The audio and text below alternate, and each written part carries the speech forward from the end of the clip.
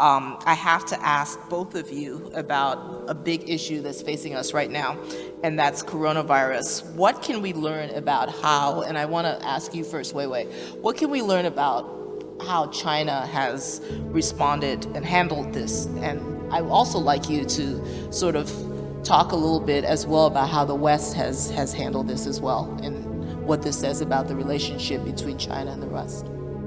Well, this is a big question, and a lot can be talked about. At the beginning, as any public event or incident happening in China, what is lacking is transparency, and you never get right information, and basically the government is just corrupt, and for whatever the reason, you will never understand this kind of government once it's not publicly elected, and when there is no freedom of press or freedom of expression or accountability. Yeah, no, of course, there's no such thing as accountability, and to tell the lies become a daily practice, because they have this very important department called the Department of Propaganda, which is just fix all the lies to the public, and they understand this is very efficient. When I was being interrogated, they told me, they said, Weiwei, we'll tell them you have tax problems. I asked them, I said, do you think the people born in the 90s, 80s, they would believe you? Everybody knows I'm a political prisoner. They think for a few seconds. They said, Weiwei, I tell you, 90% of people would believe us. That's what they want. They always want 90% people or 80% people believe in them.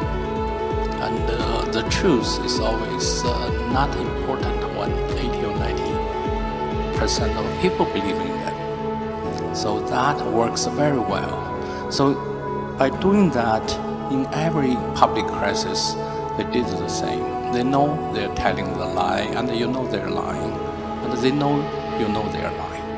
But that works very well, because that's how it works.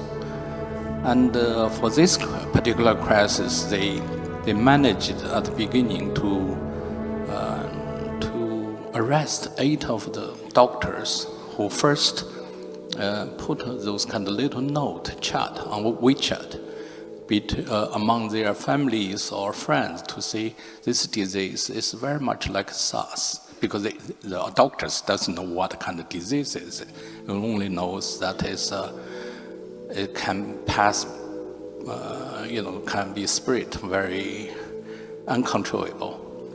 But that's the beginning. They arrest these 8 doctors and also let them to announce to the public on television to say that's a rumor.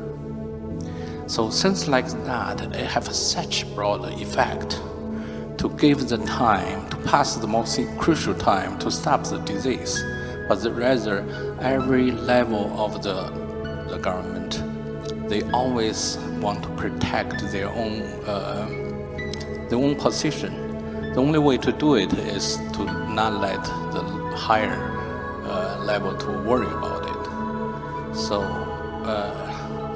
until one day they cannot limit this kind of information anymore, because today there's the internet and so many people is dying, and a lot of people can catch the diseases. I mean, if you look at the Twitter or Chinese Weibo, those images are shocking. Every day people are sending out, and like now the death toll is around 300-400, but every hospital is calling for the body bag. So they're running out the body bag. How could 300 dead body running out? The whole nation has no body bag. It's quite scary. And of course, internationally, at the beginning, when you have this organization, WHO, I think very suspiciously why they have to say this is not come to a serious degree, and also give China another 10 days. You know, I mean, what favor they have to do that? So I really feel completely. I think either they're stupid or they're corrupted. Or they're afraid. I don't know what can do, because China is so strong in many international organizations. You know, they have their representative in many nations. They're very influential.